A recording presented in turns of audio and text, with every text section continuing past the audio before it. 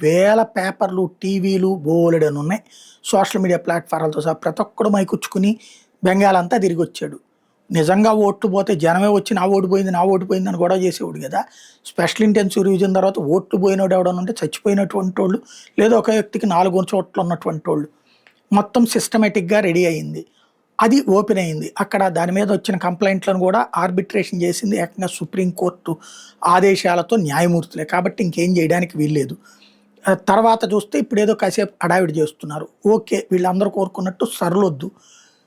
ఏం చేద్దాం? ప్రతి ఒక్కళ్ళు ఒప్పుకుంటారా? Biometric voting.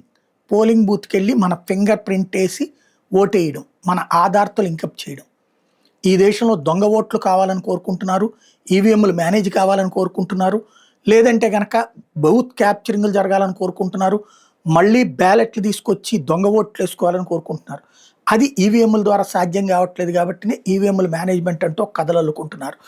ఓవరాల్‌గా సుప్రీం కోర్టుల దాకా ఇప్పుడు సర్‌కి వ్యతిరేకంగా వెళ్ళినయి ఇయన్నీ అయిపోయినాయి. కాబట్టి ఇప్పుడు సుప్రీం కోర్టులో ఒక పిల్ విచారణలో ఉంది. బయోమెట్రిక్ ఓటింగ్ కావాలన్నటువంటిది. దానికి ఓకే అంటే అద్భుతం మార్పు.